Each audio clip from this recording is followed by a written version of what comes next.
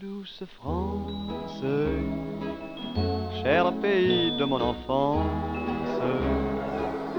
bercé de tendre insouciance, je t'ai gardé dans mon cœur. Mon village,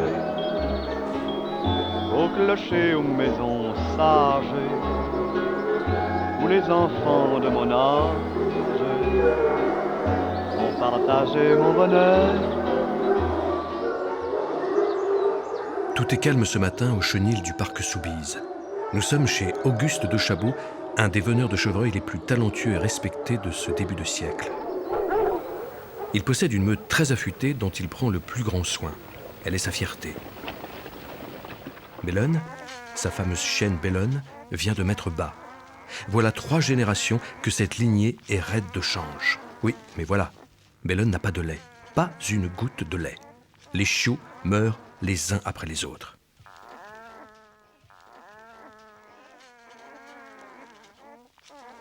Henri, le piqueux, sent par prémonition qu'il y a dans cette portée une chienne hors du commun. Peut-être la plus grande chienne que la vénerie de ce XXe siècle connaîtra.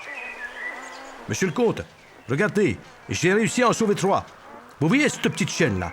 Ça devrait galoper comme sa mère plus tard. Je te félicite, Henri. On l'appellera Fantine, et nous en ferons une grande chienne. Monsieur de Chabaud sait que la vénerie du chevreuil est extrêmement délicate et difficile. Il est d'ailleurs particulièrement exigeant avec ses chiens. Écoutez un peu. Ne tirez jamais race de chien d'une santé délicate, bricoleur, muet, dur de nez, porté à prendre le change. Ne conservez que des chiens de même pied. Le chien trop vite doit être supprimé. Les chiens trop lents doivent être impitoyablement réformés. Supprimez sans hésiter le chien qui aime à chasser seul, qui râlit en criant, qui bricole sur les côtés, qui laisse la voix pour la couper et la dérober, qui lève le nez en l'air dans les défauts, qui ne crie pas. Un seul chien dangereux désorganise toute une meute. Vous l'avez compris, je m'appelle Fantine. Mon destin va être hors du commun. Je vais vivre la plus fabuleuse histoire qu'un chien de meute puisse espérer. Chasser tous les animaux courables pendant 100 ans, découvrir les plus grands maîtres et piqueux de ce siècle, courir dans des forêts de légendes dont la France regorge et vivre parmi des meutes d'exception qui font souvent de la vénerie un art. Aujourd'hui, c'est ma première chasse. Nous chassons en forêt du Gavre et Rogatien l'évêque est venu nous rendre visite. Sa réputation est immense. En fait, les 2 plus grands veneurs de chevreuils du moment sont là, ils se respectent et s'apprécient. Tout le monde à cheval, c'est parti. Nous attaquons un brocard, la voix est fumante, ça chasse furieusement. Quel entrain, quelle joie que je suis heureuse.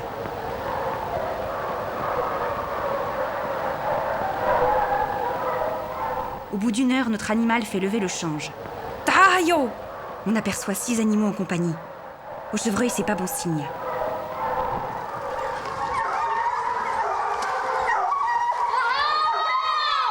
La plupart des chiens ne s'y trompent pas et mettent bas. Auguste de Chabaud demande à son piqueux d'arrêter les quelques jeunes chiens qui chassent d'ailleurs sans conviction.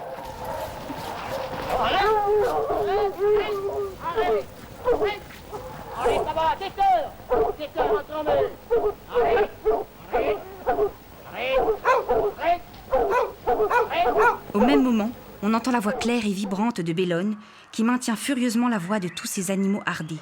Que faut-il faire? À qui faire confiance? Rogatien l'évêque, sage veneur qu'il est, ne dit rien. Il observe et savoure l'intrigue qui se joue devant lui. Monsieur de Chabaud est fasciné par sa vieille chienne. Il décide de rallier sur elle.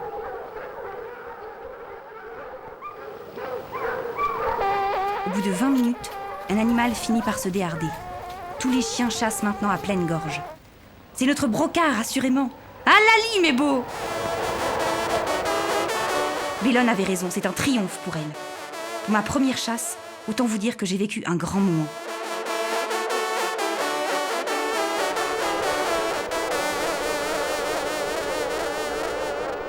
Maître incontesté dans cette vénerie si fine du chevreuil, Auguste de Chabaud aura eu la joie pour sa dernière saison de voir ses chiens prendre 49 chevreuils en 49 chasses.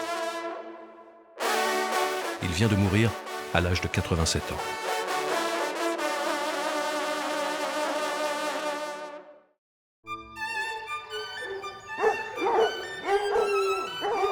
Fantine vient d'arriver dans le Poitou au rallye Jancet. Elle n'est pas là tout à fait par hasard. Il s'agit du dernier équipage à chasser encore le loup. L'occasion est unique et il n'est pas question de la rater.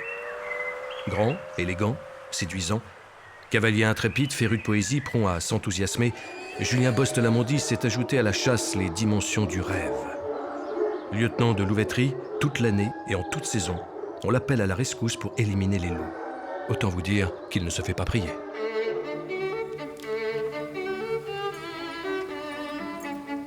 Je n'en reviens pas de voir que tous les chiens de l'équipage ont du sang de loup. Quel paradoxe! Faire chasser des loups par des chiens descendants du loup qui refusent toute autre voie que celle du loup. Pour tout vous dire, je ne suis pas tout à fait rassurée.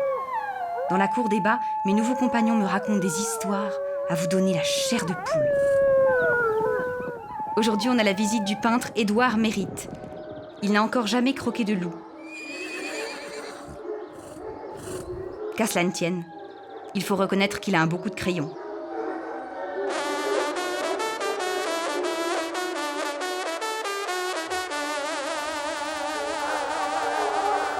C'est une belle journée d'hiver avec un temps sec et froid. On nous a signalé dans une ferme voisine la présence de quelques loups. C'est Jancet qui trouve le premier la voix. C'est un chien exceptionnel, le meilleur de l'équipage. Il a une voix autoritaire et entraînante, s'élancer. Nous rallions tous. C'est une musique enivrante sur une voix fumante. Très vite, on juge une louve qui prend son parti. Elle parcourt à un train très soutenu une vingtaine de kilomètres en ligne droite. Pas un seul défaut.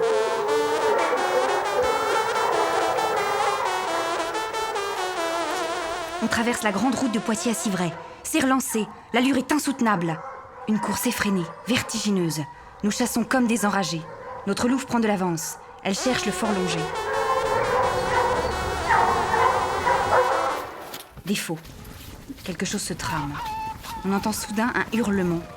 C'est notre louve qui vient d'égorger sûrement un des nôtres. Un retardataire qu'elle a attendu sciemment. Qui vive, Quasimodo reviennent aux chevaux avec des morsures. Plus un bruit. Ce silence est lourd, interminable. Soudain, la louve est à portée de vue. Elle est relancée à nouveau. Julien Boste-Lamondy découvre dans le fond du fossé, pêle-mêle, le loup et Jancet. La louve rend son dernier soupir après 7h30 de chasse. Les honneurs à Édouard Mérite. Un repos bien mérité. Le rallye Jancet vient de sonner sa 42e prise de la saison et pourtant, tout va s'arrêter. On ne chassera plus à court les loups en France. Julien Boste-Lamondy est entré dans la légende. Fantine va partir à nouveau. Elle va intégrer le prestigieux équipage de Serre Picard-Picardie, dirigé depuis presque un siècle par 4 générations de chez elle. Me voilà donc en Picardie dans une très très grande maison. 5 hommes à cheval, excusez-moi du peu. La meute m'impressionne. 70 chiens, la plupart anglais provenant du pack du duc de Beaufort, avec la réputation d'être très vite, très chasseurs et très criants. Alors pour une bâtarde saintongeoise comme moi, vous imaginez le trac. Dernière chasse de la saison. Aujourd'hui, nous découplons avec la meute de Monsieur de Vallon. Quel personnage haut en couleur, toujours élégant et un humour dévastateur. Avec Albert Lefort, appartenant à une lignée légendaire de piqueux, il pratique une bien belle vénerie. Parti au pied du château de Glaigne dès 3h du matin, toute la meute est emmenée au carrefour des mares au jeu. Attachés au trait, nous attendons plusieurs heures que les hommes fassent le bois. Ah, il fallait se lever tôt de ce temps-là. Au rapport, la branche a connaissance d'un beau 4e tête. Henri de Chézel nous conduit sur cette brisée.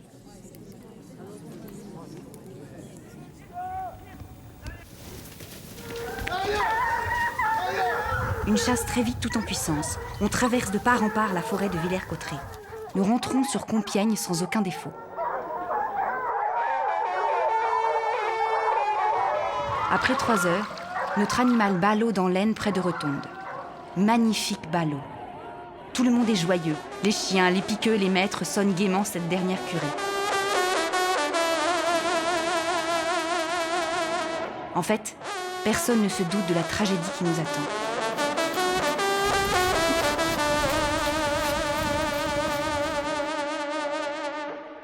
La guerre éclate au mois d'août. Maître, Bouton et l'ensemble du personnel de l'équipage sont mobilisés. Il y a plus grand monde au château de Glaigne pour s'occuper des chiens. Richard de Chezelle n'a plus le choix. Il doit éliminer sa meute. Quelle décision bouleversante. C'est la panique. Madame de Chezelle refuse cette fatalité et ouvre les portes du chenil pour que l'on s'enfuit. Mais qu'allons-nous devenir? Que faire? Où aller? Allez, Fantine, tiens bon.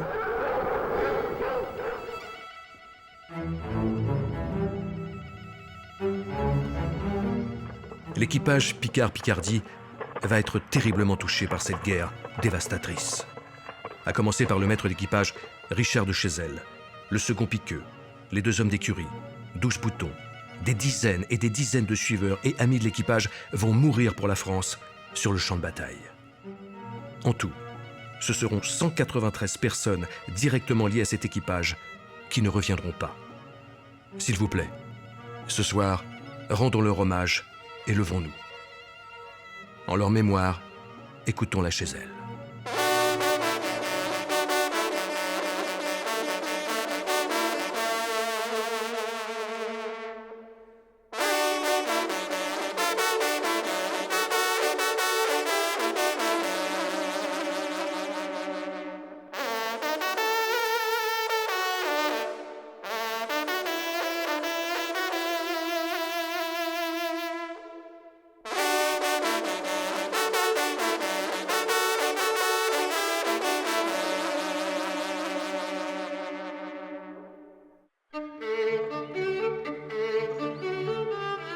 Dès le lendemain de l'armistice, on vient me prévenir qu'une magnifique chienne noire et blanc s'est réfugiée dans la forêt de Chantilly, à proximité du parc de Sylvie.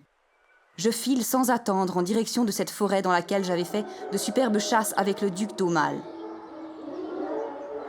On m'amène jusqu'à la chienne que je trouve couchée au carrefour de la table ronde, avec 4 chiots sous elle.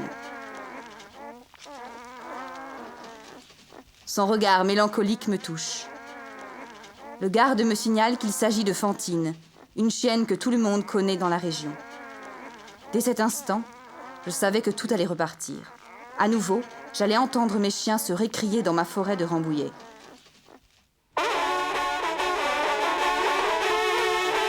Femme écrivain, femme politique, femme d'influence et de pouvoir, première femme également en France à avoir eu son permis de conduire, femme de caractère évidemment, cavalière infatigable, maîtresse d'équipage accomplie, veneur passionnée. La vie de la duchesse d'Uzès est intimement liée à l'histoire de notre pays et à celle de la vénerie.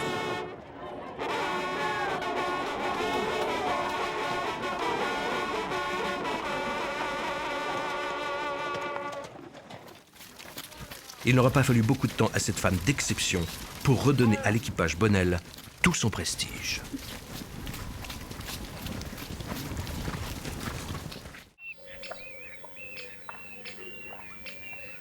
Incroyable histoire. Un cerf particulièrement méchant vient d'attaquer un bûcheron. L'animal est devenu la terreur du pays, menaçant les riverains qui ne sont pas loin de croire à une incarnation diabolique. La décision est donc prise de le chasser. Il y a quand même un peu d'appréhension ce matin au rendez-vous.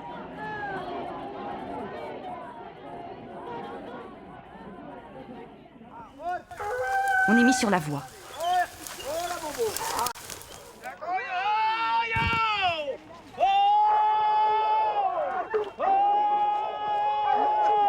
La chasse est dure, longue, difficile.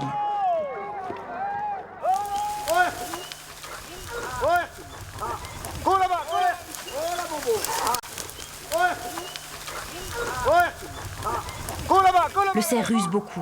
Il cherche le change en permanence et dès qu'il peut, se harde. Il essaie même à un moment de livrer un autre cerf. C'est mal me connaître, je ne me laisse pas avoir comme ça. L'animal est maintenant à notre portée. Il est à l'ali courant. Il se dirige dans les étangs de Hollande. C'est un magnifique ballot. Tout le monde est bien soulagé de savoir ce cerf pris.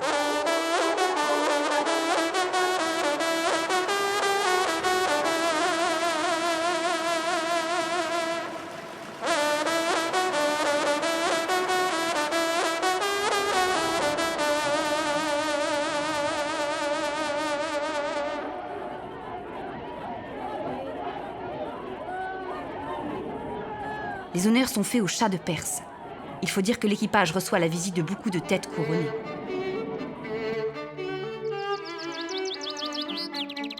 Dis donc, Fantine, tu sais, si tu veux être une chienne vraiment complète, il te faut chasser le lièvre. C'est une chasse fine, délicate, subtile, la plus belle assurément. Si tu es bonne au lièvre, tu seras bonne partout. Il y a dans le sud-ouest les fameux chiens de Virelade, ayant appartenu à monsieur de Carayon-Latour, qui se sont bâtis une très forte réputation. Vas-y, on t'attend.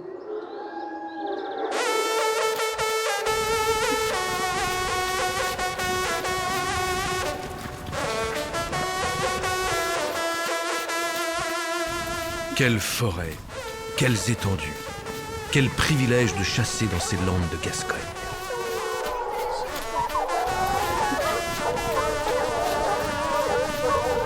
Les chiens de Virelade rappellent furieusement Fantine, piquetés de taches comme ceux des bleus de Gascogne, manteaux noirs et blancs du chien de Saintonge, des oreilles basses et bien papillotées, un port de tête distingué, une gorge à vous donner des frissons dans le dos. Fantine va d'évidence se régaler puisque ces chiens mythiques sont maintenant au rallye Pinder. Chez M. Henri de Lacaze, on pratique une vénerie sobre, pure, dans un respect quasi religieux de l'éthique. Ici, on connaît les bonnes manières, l'art de vivre, le bon vin. C'est la vénerie des cadets de Gascogne.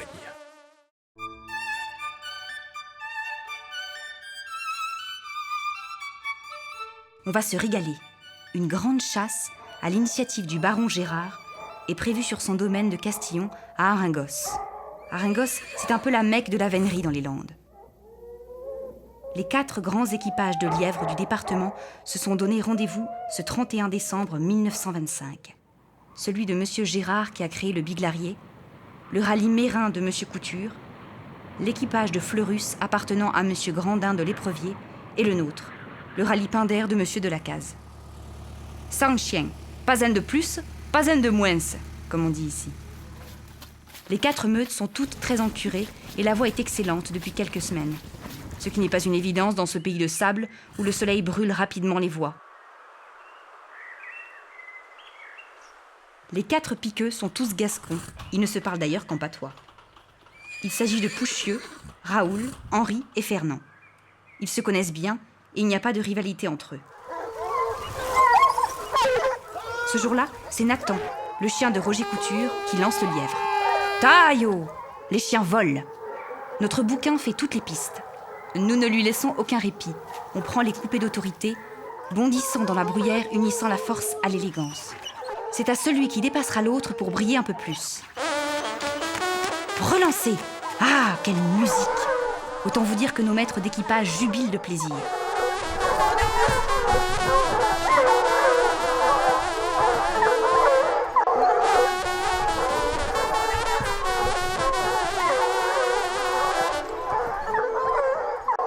Notre bouquin a maintenant de la chasse. Il se tape sous la brande.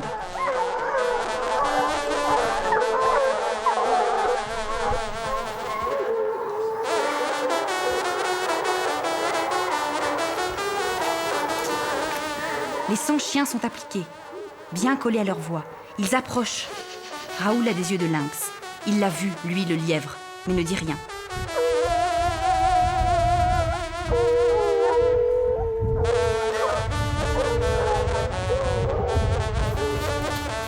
Tout se fige, pas un bruit. Le temps est comme suspendu, Unde s passat l'uleb, Raoul? demande Pouchieux. Taillot! Il bondit. C'est un halali magistral. À la curée, il y aura un moment d'émotion puisque ce sont les 4 piqueux qui recevront les honneurs de leur maître. Autant vous dire, la 3e mi-temps ne sera pas triste.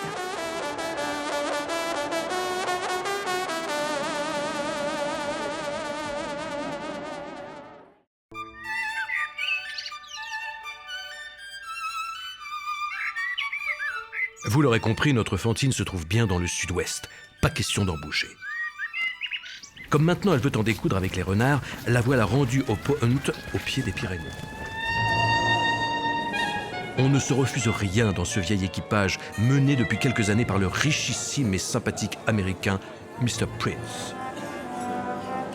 la ville d'Henri IV est devenue l'endroit chic des communautés cosmopolites anglaises et américaines. Elles y mènent grands trains, chasse à courre, courses, dîners, bals. Rien n'est trop beau et chasser le renard is very, very, very chic. La municipalité, soucieuse de plaire à cette gentry argentée, n'hésite pas sur les moyens. Installation somptueuse pour le chenil, des écuries de plus de 100 box, un club où on y boit le meilleur cherry. Que de luxe dans cet équipage. De quoi faire pâlir d'envie bon nombre d'aristocrates de l'époque un peu désargentés. Aujourd'hui, le rendez-vous est fixé en plein Biarritz, devant l'hôtel du Palais. L'invité de marque est le président du Mexique. Pour l'occasion, Luis Mariano composera une chanson qui devrait rester dans les annales. Mexico, Mexico.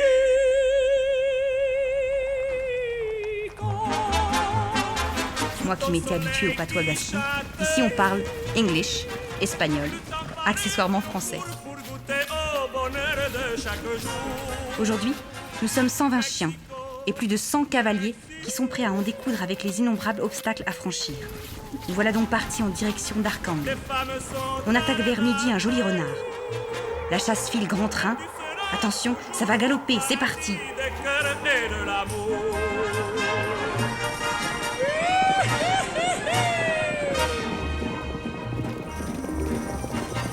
Une aventure mexicaine sous le soleil de Mexico. Ça dure à peine une semaine, mais quelle semaine et quel crescendo. Le premier soir on se promène, on danse un tendre boléro. Puis le deuxième on se déchaîne, plus rien ne vous freine, on part au galop, on oublie tout. Sous le beau ciel de Mexico, on devient fou. Au son des rythmes tropicaux. Le train est insoutenable. Notre renard n'arrive plus à ruser. C'est la Lali. Pas de cérémonial au pot hunt. On fera curée chaude.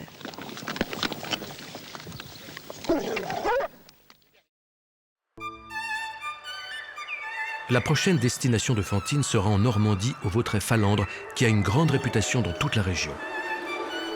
Il y a un très grand chien, Chambertin, dont tout le monde parle. Elle a hâte de le connaître.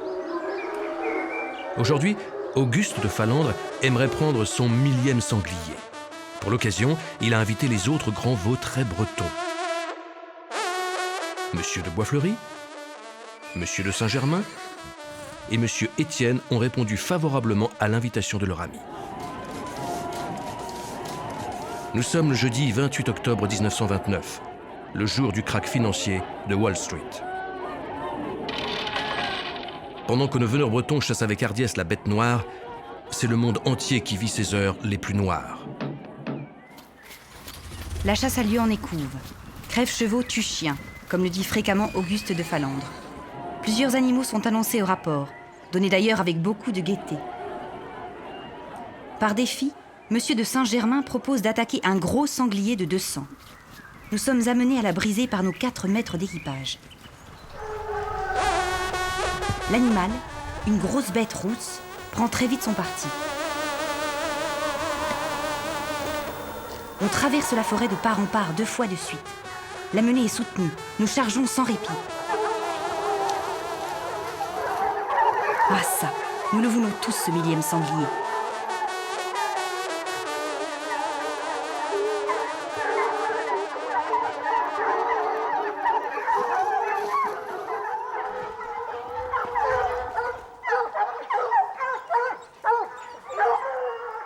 Chambertin a pris de l'avance sur nous tous.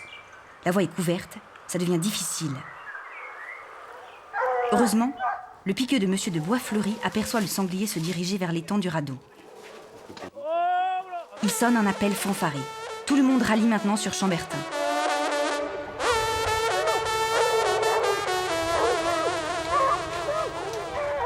« 5 heures de chasse. Enfin, notre animal tient le ferme.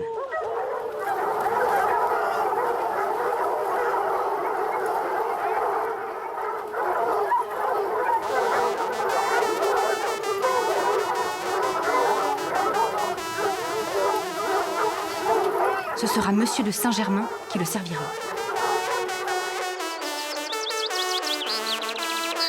Chambertin est gravement blessé. Il va mourir au carrefour des gardes où se tient la curée. La fête n'est plus tout à fait la même.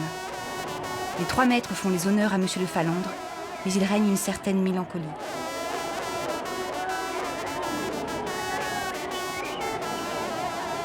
Tiens, drôle de coïncidence, c'est un peu la même émotion que l'on ressentira 70 ans plus tard au même carrefour des gardes, où sera dite la messe pour Hubert de Falandre, son petit-neveu. Impossible d'évoquer la vénerie entre les deux guerres sans parler de Karl Rey. Un peintre généreux, incontournable, un talent magnifique, un témoin sans pareil de nos émotions fugaces. Nous lui devons tant de souvenirs. Il vient d'avoir une idée brillante, organiser un concours de meute de chevreuils dans la forêt de Châteauroux.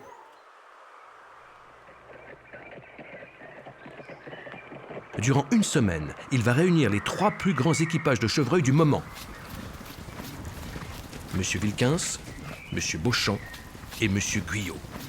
3 icônes.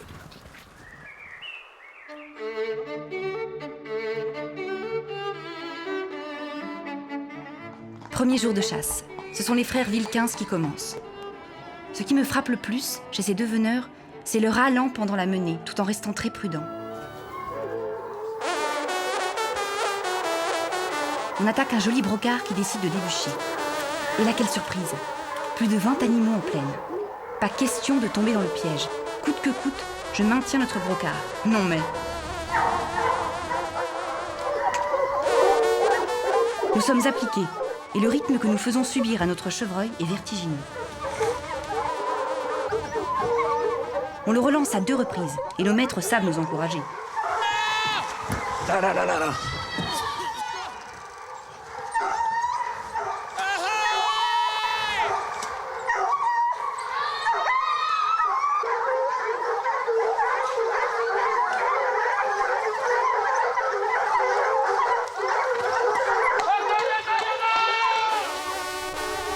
Il s'engage maintenant vers un petit étang et tente de se cacher dans les roseaux. Georges Wilkins prend une barque. Une grande chasse. Tout le monde est impressionné.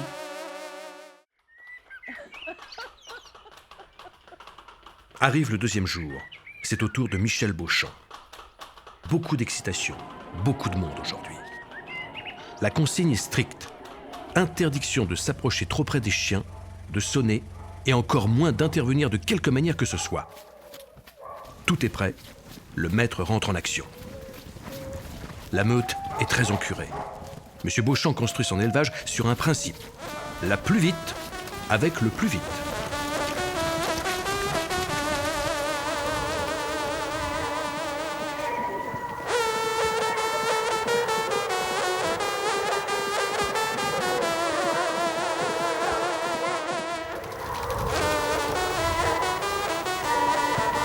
Une menée vive et joyeuse commence. Ça, pour être au point, on est au point. Nous venons de prendre 32 chevreuils de suite. Au bout d'1 heure de chasse, un long défaut se produit. Le chevreuil a en fait descendu le ruisseau. Mais interdiction de dire un mot. Relancé. À peine 50 minutes après l'attaque, on sonne notre premier hallali. On réattaquera et on prendra un 2e chevreuil. Monsieur Beauchamp avait parié d'en prendre 2 en moins de 3 heures. Il a perdu sur la durée, mais pas sur le score.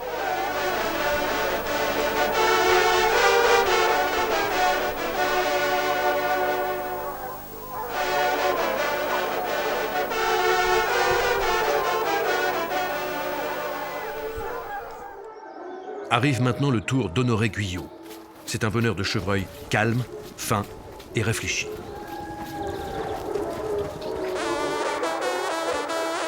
On attaque un beau brocard. Il se fait chasser tambour battant. Nous coupons les crochets.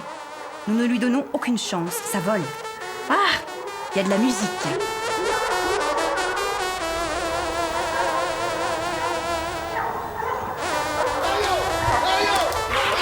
À un relancé, il s'en est fallu de peu pour que nous le prenions. On ne va pas rater notre chevreuil quand même, non mais... Ça chasse à pleine gorge à nouveau.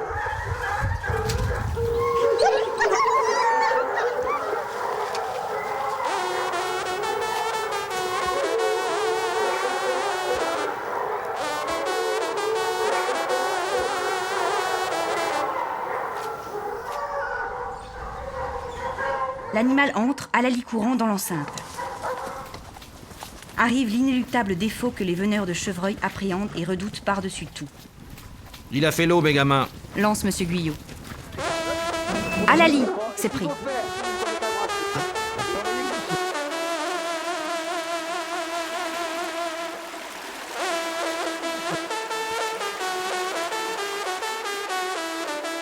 Pas une seule Rosalie durant toute la semaine. C'est Monsieur Beauchamp qui remporte le premier prix avec 4 prises.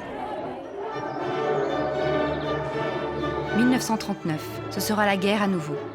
Même scénario catastrophe, beaucoup de meutes disparaîtront. Ouf, c'est la libération, tout va reprendre.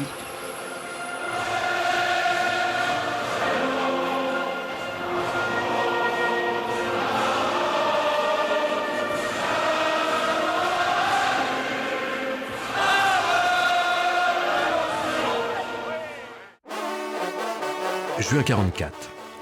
Pierre Firmin Didot n'a qu'une idée en tête, remonter son équipage. Débuchet, son piqueux, s'occupe de la remonte. Bretonne, Dreux, Senonches bruisseront à nouveau des récrits de ce prestigieux équipage. Ané de la Selle est prêt, lui aussi. Il vient d'inviter pour sa Saint-Hubert son ami Firmin Didot. Il est inquiet. Il n'y a plus beaucoup de cerfs à Tronchet. Ils ont été trop braconnés pendant la guerre.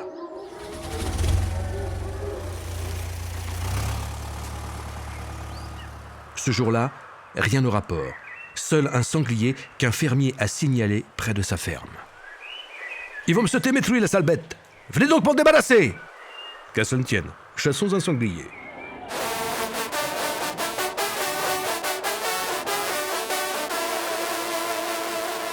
Beaucoup de bonne humeur à Saint-Bonnet de Tronchet ce matin, pour cette première Saint-Hubert. Ça faisait longtemps qu'on n'avait pas entendu les trompes.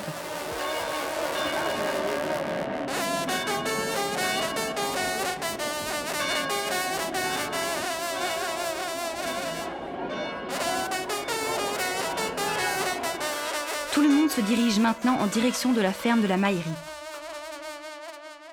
La chasse commence. On le lance aussitôt. Va-t'en, sale bête! Je veux plus te voir! Le train est rapide dans cette forêt sublime de futaies. On chasse comme des voleurs. Qu'est-ce qu'on se régale!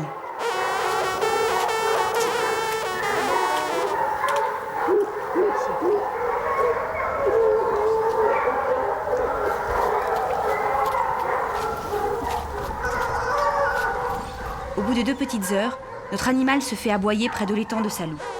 Est-ce dû à la fatigue des nuits passées avec ces dames roses ?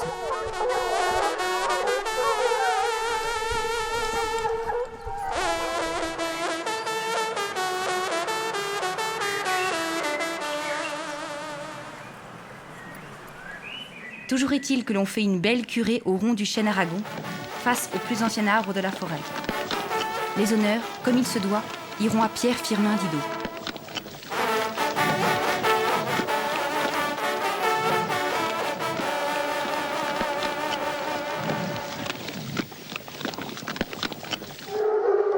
Fantine revient dans l'Oise quelques 50 ans après, avec le rallye Picavant-Nivernais. Jean de Royle et Hubert Colladan forment un tandem incroyable.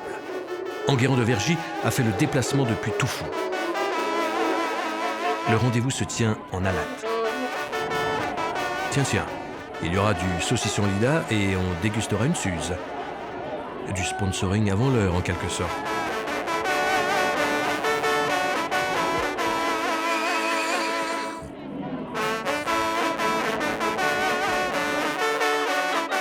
Deux grandes maisons. Les boutons étaient triés sur le volet et la tenue devait être impeccable.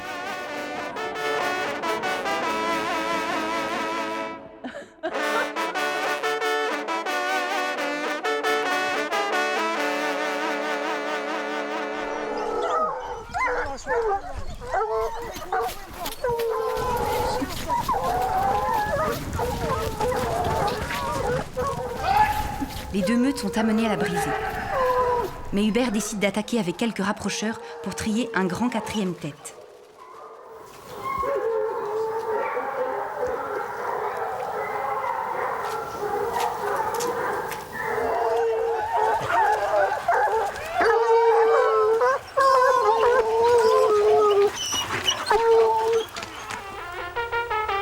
Ça y est, notre cerf est déhardé, on est découplé.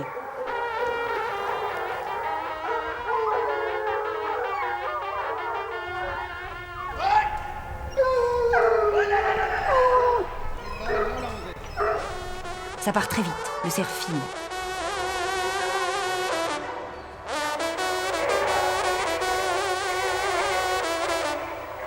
Notre animal réussit quand même à prendre un peu d'avance malgré un train soutenu.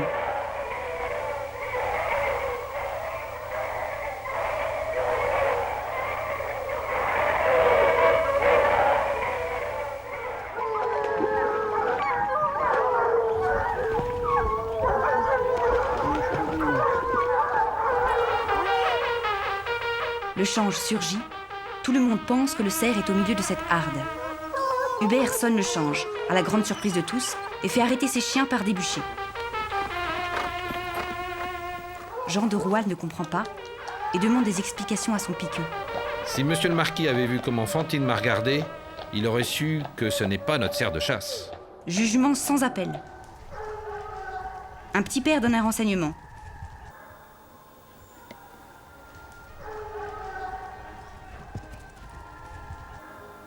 Hubert retourne dans l'enceinte pour retrouver son cerf et très vite, Taillot! Relancé à vue, la chasse repart de plus belle. Tout le monde s'émerveille et Hubert, pas peu fier, me lance « Je t'aime, ma Fantine !»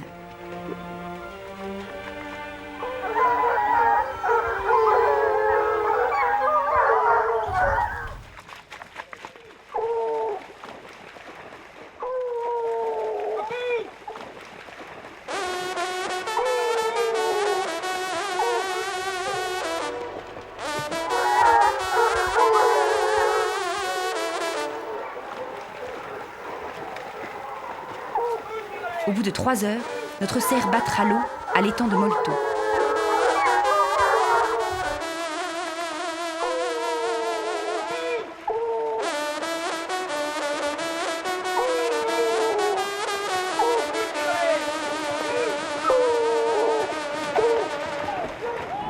Enguerrand de Vergy est content, on lui sonnera sa fanfare gaiement.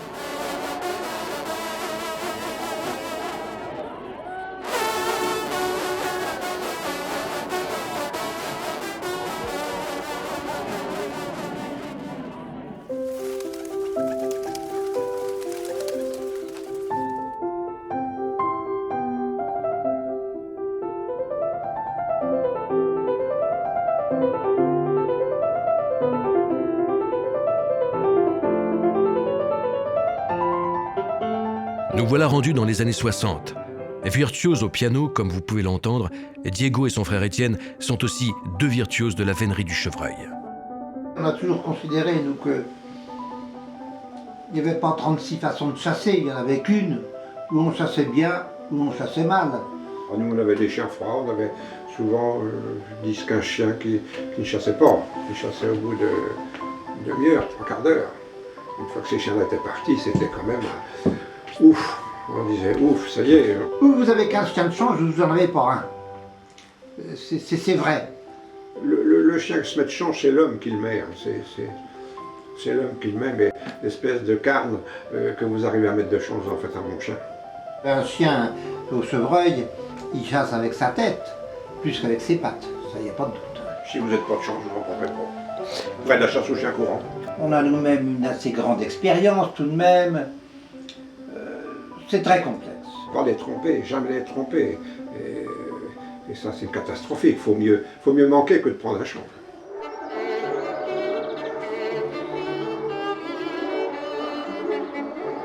Me voilà donc à Champiré. Aujourd'hui, nous chassons à côté du Chenil, à Ombré, la forêt où chassait le marquis d'Armaillet.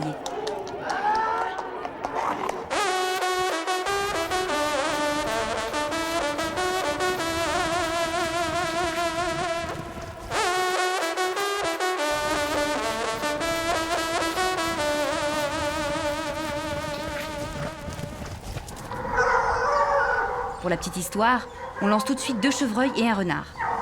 V'là-t-il pas qu'on embringue la voix du renard? Je peux vous dire qu'on se fait sévèrement réprimander par Étienne.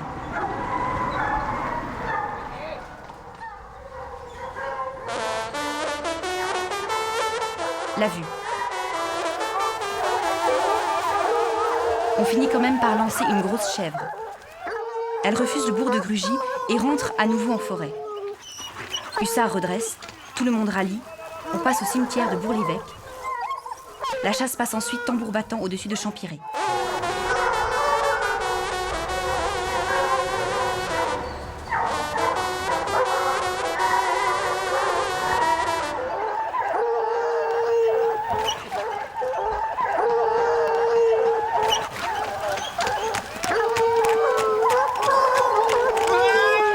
Relancé à nouveau, on s'en va en Mayenne, direction le moulin de Challonge.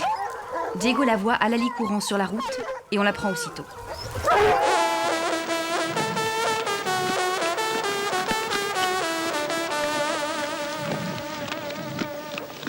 La meute est encurée, je peux vous le dire.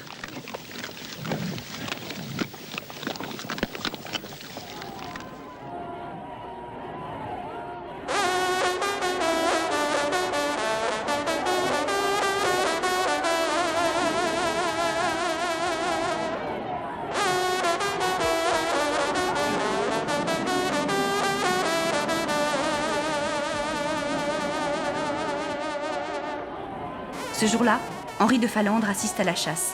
Il aura les honneurs du pied.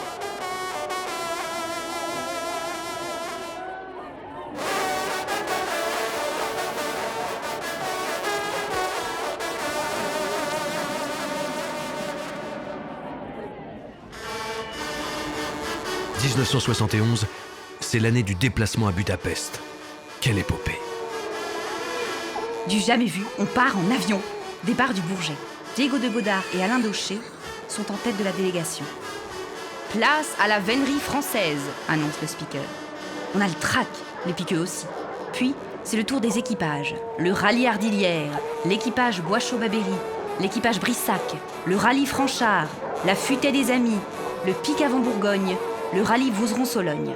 Un tour et deux tours et trois tours. Tout le monde en redemande, nous les premiers. Des dizaines de milliers de spectateurs hongrois en liesse nous ovationnent. Quelle émotion!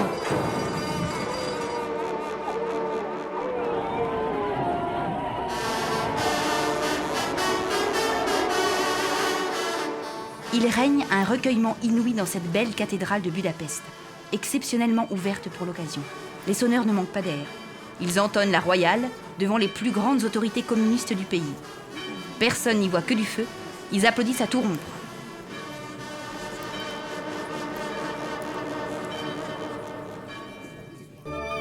Fantine savait que là où elle allait, il était possible de chasser presque tous les jours et pratiquement toute l'année. Elle ne sera pas déçue. Si vous voulez, le lièvre, lui, va courir 12 km, mais nous, on en court beaucoup plus que lui. Et souvent, quand on en a perdu un, on en chasse un autre. Donc on chasse toujours de 1h30 à la nuit. Hein.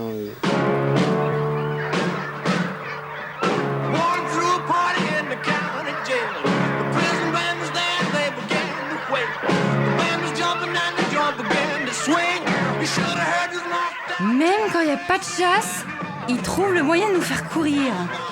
Regardez, la biche, elle arrive même pas à le suivre.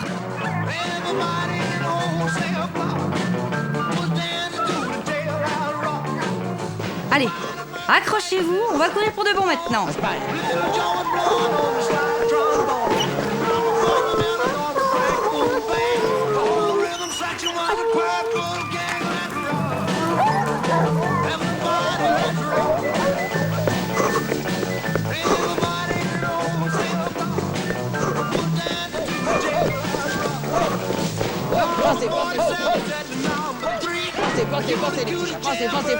Passez.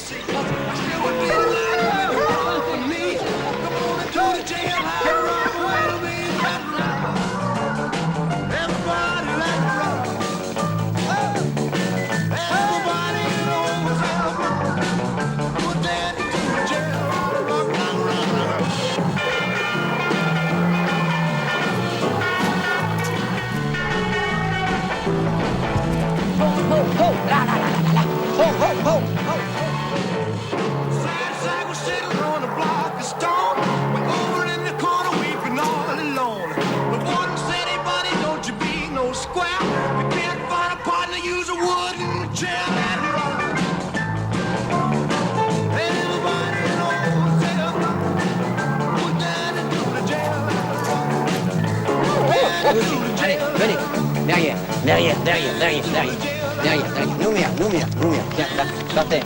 Couchez. Allez, c'est bien mes petits chiens. À la ligne, là. C'est bien mes petits gars, c'est bien mes petits chiens. Heureusement qu'il y a les nuits pour nous reposer.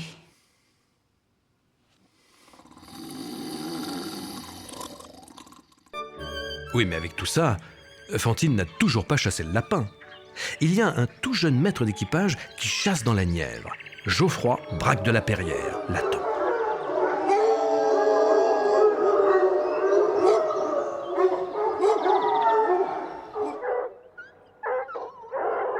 Mais c'est quoi ces nains?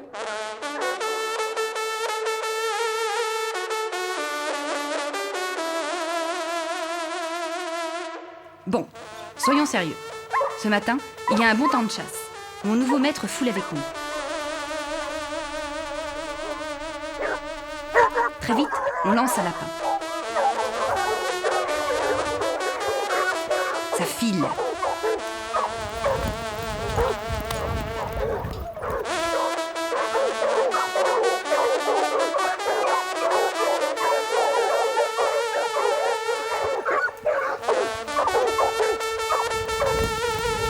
Les chiens sont bien collés à la voie et on n'arrête pas de le relancer, notre garenne. C'est pas grand, mais ça chasse.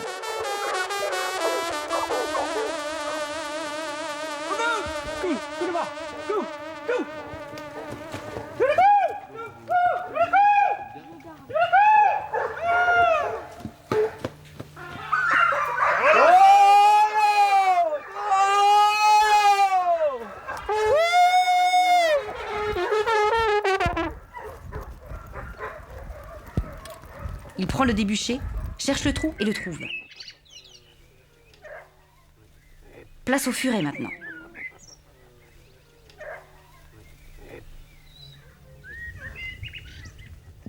Tenons-nous prêts. Taillot! C'est à nous de jouer, les gamins.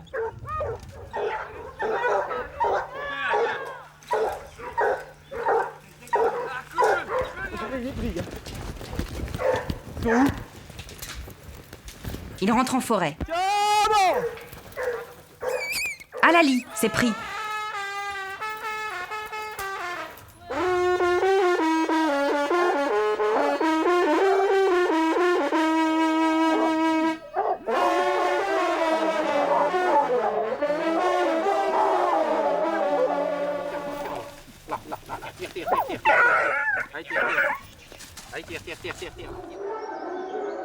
Place aux gènes maintenant.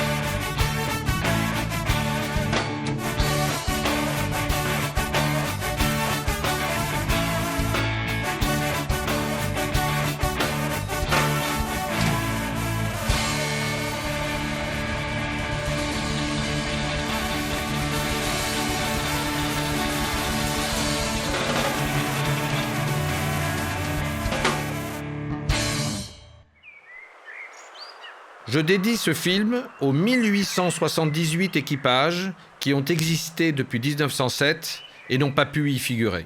Dans mon pays, la mort, la coutume que l'on sonne à ses amis charmants, bonsoir, pour le revoir encore une fanfare bretonne, nous vous la dédions ce soir.